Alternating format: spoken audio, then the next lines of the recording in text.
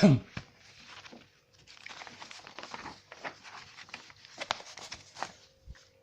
is the Mephisto Wolf's Friends list. Mephisto Wolf's Friends list. I'm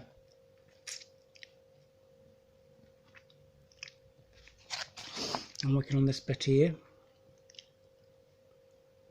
Page 22, the Friends list Mephisto Wolf's.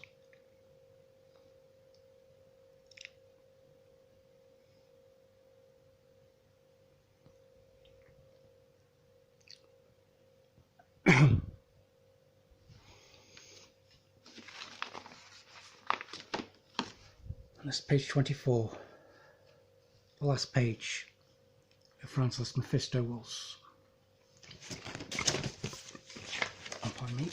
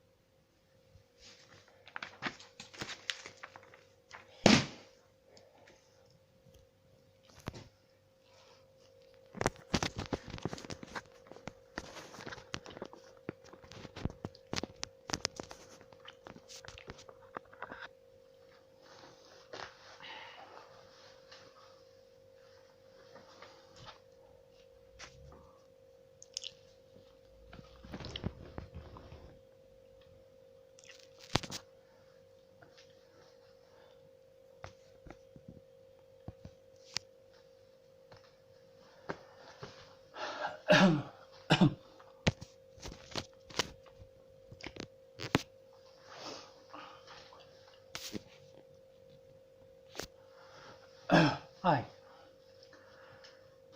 my name's Johnny Cash. No, my name's Tony Amore. I'm just playing this Francis Mephisto Wolf's.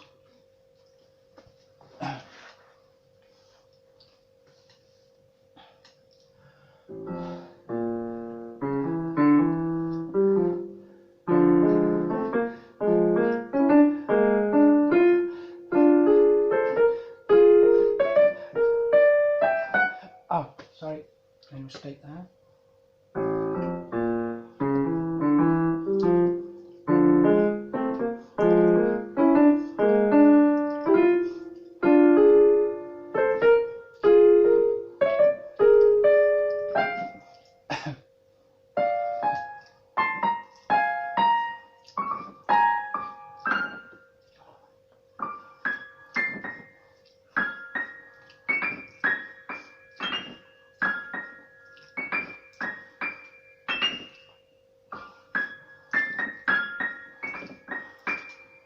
I memorised this bit, as you can tell.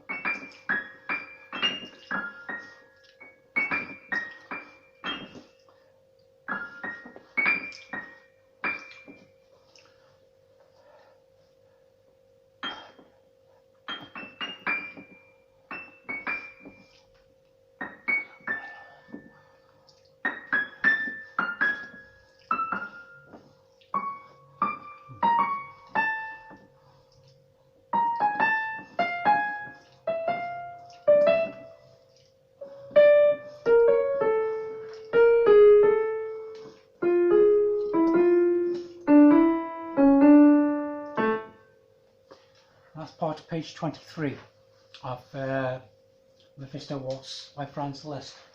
And then on page 24, the last page of the Franz Liszt Mephisto Wolf's, I was working on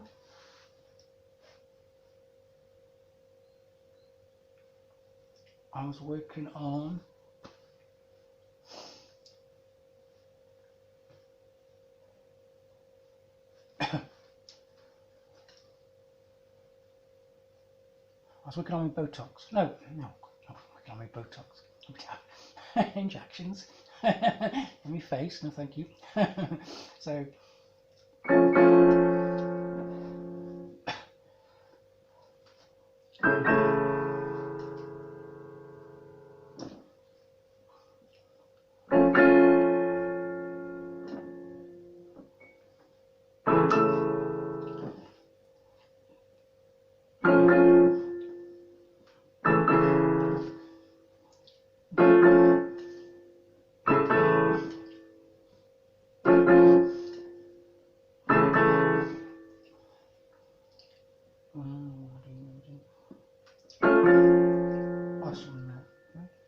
I'm forgetting where I am. Yes, that's where. Sorry.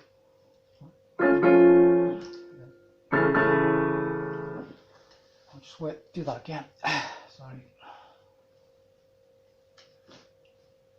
You like? What are you like? Get on your Botox. Oh, sorry. Yes.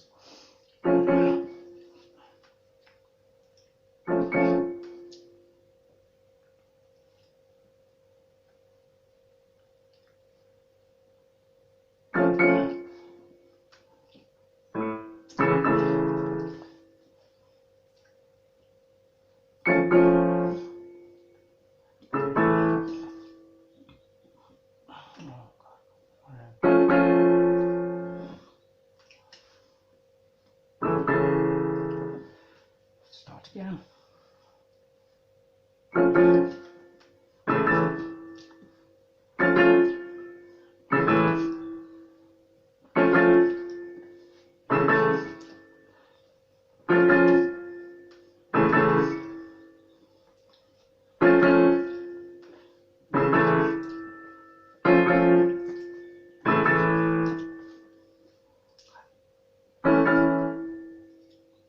Oh, sorry.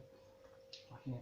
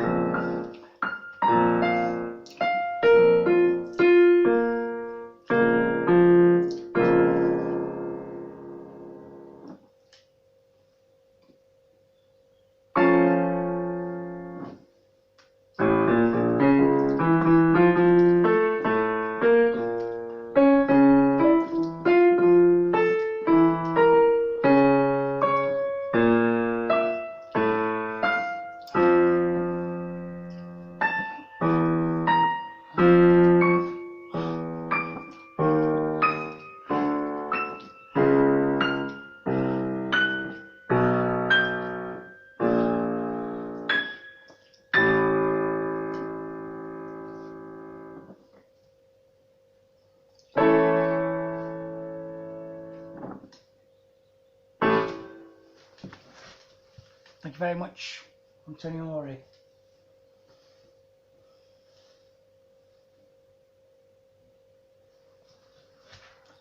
Look who's back.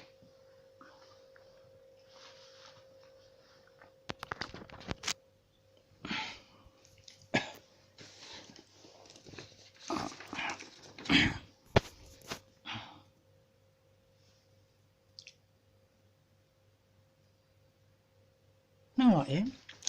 Not him. Him. Phil Taylor, famous darts player from Stoke on Trent, Staffordshire, where I'm from.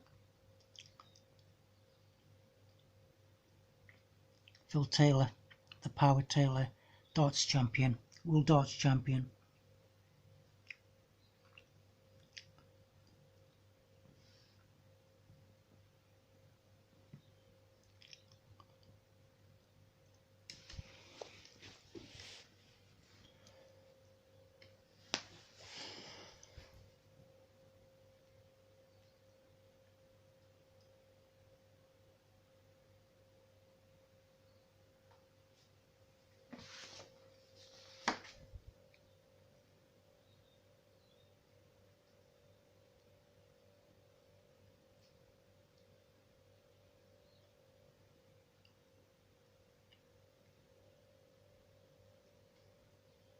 Hungarian Rhapsody number 6. I've been working on the Hungarian Rhapsody number 2 as well. I like the Hungarian Rhapsody number 2, and I absolutely love this one as well, the Hungarian Rhapsody by Franz Liszt. Both of them by Franz Liszt, obviously. I think he did 15 Hungarian Rhapsodies, or it might have been 12 Hungarian Rhapsodies. And this is that's the last page of the Hungarian Rhapsody by Franz Liszt. That's the last page, page number 10. That's page presto there, very, very fast. Sempre forte, always loud. So fortissimo there. Reinforzando, to reinforce the sound, make it a lot louder, a lot harder if you like, or really forced sound.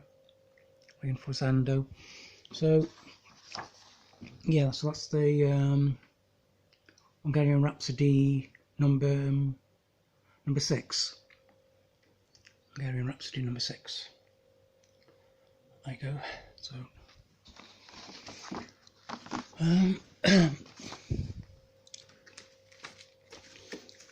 so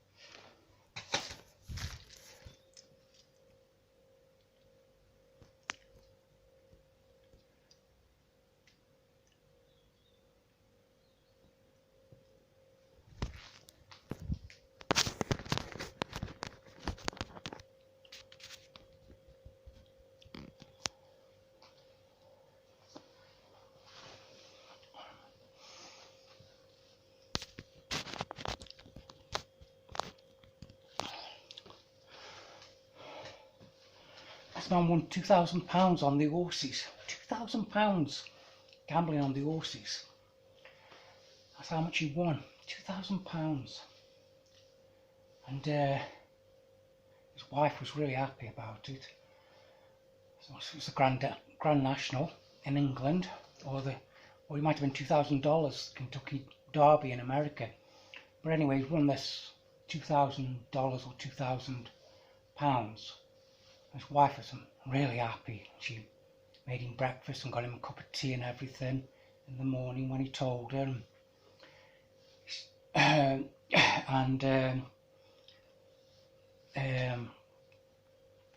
he stuck the money under his pillow, and she didn't know the money was there, because his idea was to go down the local bar and drink it all away with his buddies. She wouldn't know that. And he went to use the toilet, as you do, and came back, and the money had gone. So anyway, I was very upset by that. Anyway, he lay down on the pillow, on the bed, on the pillow. His wife came back and says, "Oh, you're right, I bought you tea and orange juice and tea cakes and your breakfast and your bagels and stuff." And he says, "No," he says, "I don't feel £2 grand."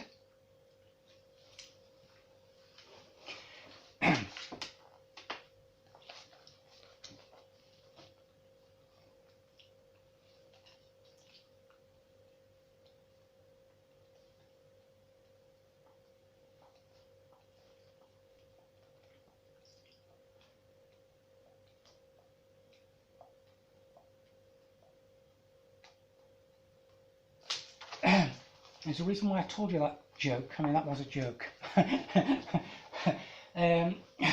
One, because I'm no good at telling jokes, and another thing is because it came to my head, as things do, and I thought, well, if you're trained to be a musician and you want to be a concert piano player, or if you want to play on stage with electric guitar, or you want to do boogie woogie, and play that and do that in bars, or get up on a stage and sing with your guitar, you know, if you can do that, then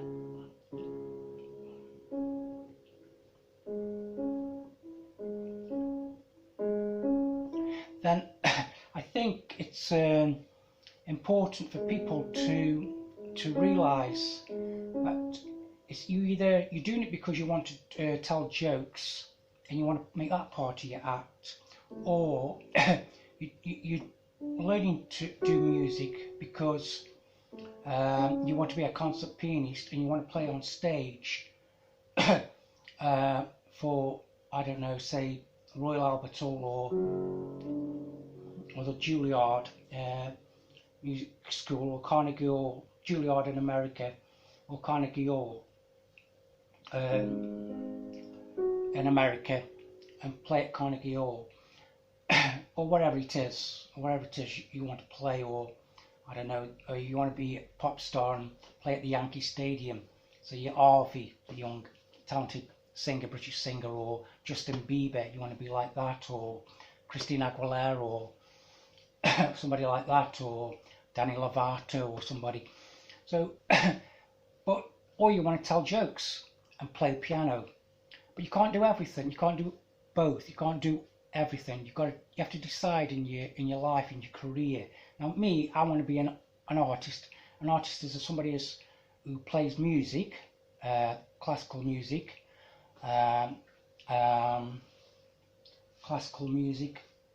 someone who draws classical artwork, such as Raphael's and Michelangelo's, and sometimes I do other stuff as well.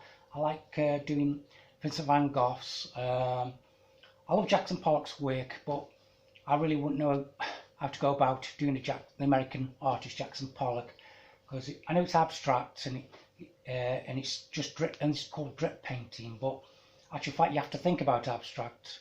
Good abstract work has to work. You know, it has to, good abstract artwork. It has to work for people to buy. That's why Jackson Pollock did really well with it. His work, he thought about it. He thought about how it was going to look, the end result. Because I could do it, but it won't look anything like a Jackson Pollock, I can tell you that now. Or a Jean-Michel Basquiat. My work wouldn't look like a Jean-Michel Basquiat because I don't have to think like that. So, because it has to be right. The composition has to work for people to buy. Or you want to be, or I decided that classical piano concert piano pieces, Franz Liszt, Frédéric Chopin, Beethoven, George Gershwin, etc. Spanish guitar, flamenco guitar, and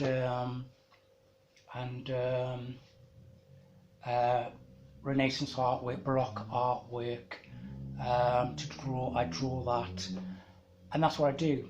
I don't try to be anything that I'm not. You know, Vincent van Gogh was brilliant because he stuck with what he knew.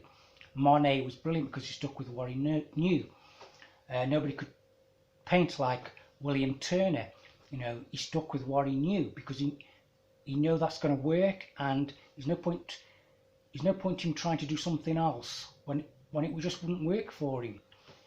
So what's the point of trying to be like Antonio Canaletto when you're Turner, you know?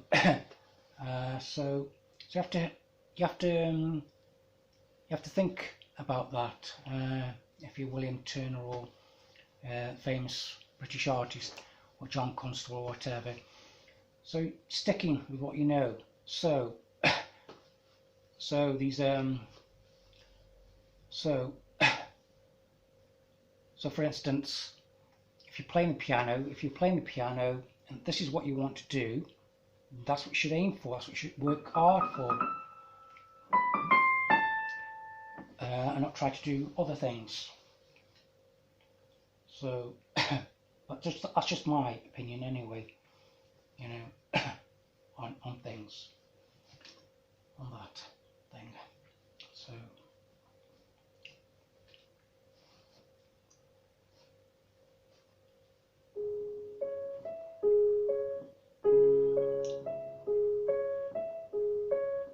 I mean, it's okay if you are a comedian and then you want to put comedy to it. I'm not saying you can't do that. Of course you can, but that's what you've decided. But you can't be a concert pianist and say you're a concert pianist and then all of a sudden change your mind, you know, 5 years down the line and think, I'm going to do this, because people will get very confused.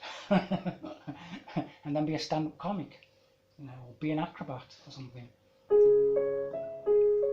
And add that to your classical piano.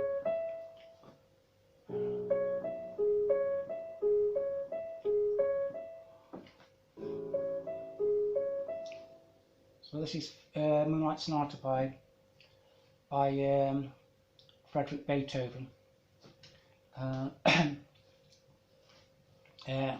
Amadeus Beethoven. Ludwig van Beethoven. So I'll play the right notes. And that's G sharp. That was right. A. So that's it, and that's all I was going to say on that, really. Oh yes, the other thing I was going to do was Hungarian Rhapsody number 2, not the Hungarian Rhapsody number 6.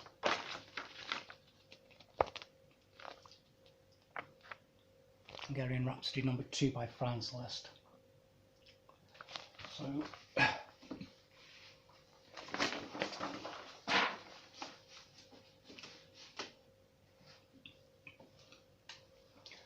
a very poor man, not a very wealthy man, walks into a bar one day, and he says, a very poor, poverty-stricken man in Washington DC, in America, walks in this bar, and he says, "Can I have a free drink?" He said, "Free drink? We don't do free drinks." He says, "Well, I need a free drink. I need a gin and tonic."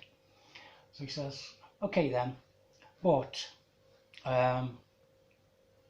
if you want a free drink, there's 2 other lads who've just come in, and I've said the same thing to them, or in the same position as you are, and I'll ask you all the same thing."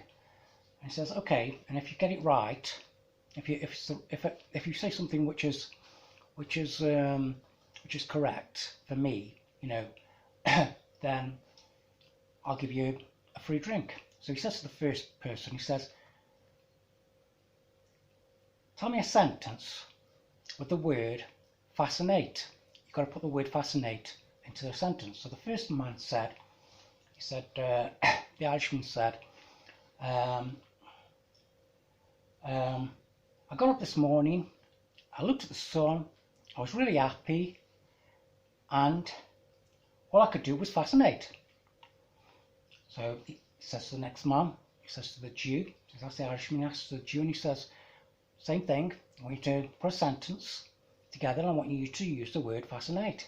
He said, okay then. The Jew said, well, I get up in the morning, have a cup of coffee, I go outside in the morning, look at the sun, I feel great, and I just fascinate. So brilliant, that's a good one as well. So that's two, I could get a drink there, free drink. He says to the third one, he says, how about you? He says to the Englishman, he says, well, I get up in the morning, I have a cup of tea, and have an English breakfast. I go outside, the sun is shining, and I feel great. He says, okay, carry on. He says, that's it. No, he says, carry on. Oh, he says, oh yeah, I know, I get it. Yeah. So I button up my jacket, but there's one button missing, so I can only fascinate. There you go.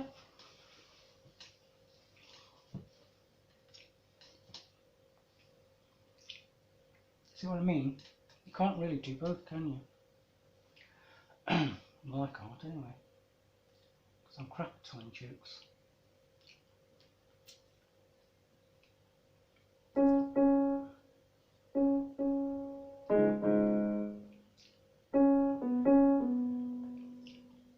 Oh, I should have a middle C, so that would be helpful if you played it right.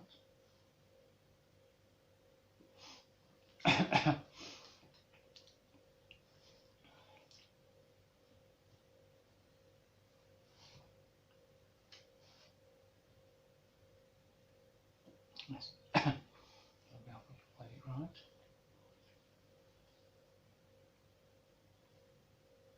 Can't remember to sing that. There you go. Yeah, losing track of things. So.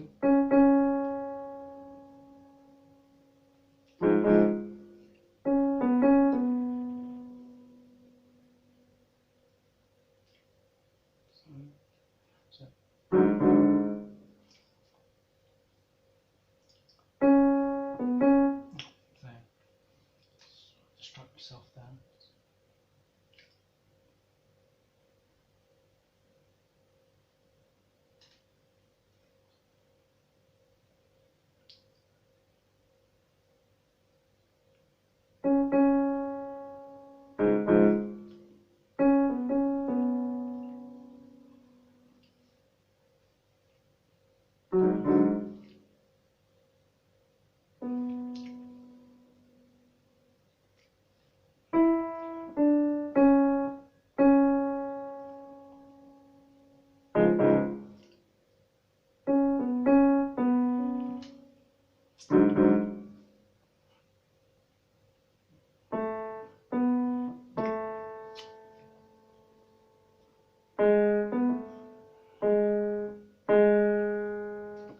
So anyway, that's part of the Hungarian Rhapsody number 2.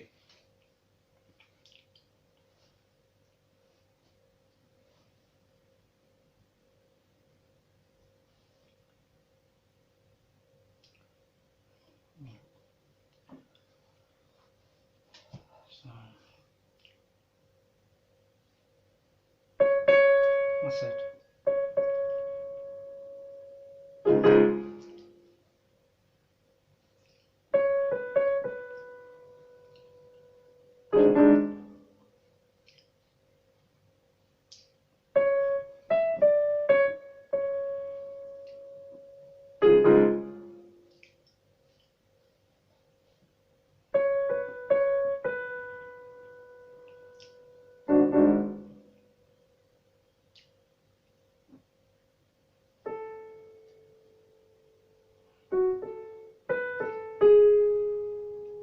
So anyway, that's it from me, Tony Amore. Thank you.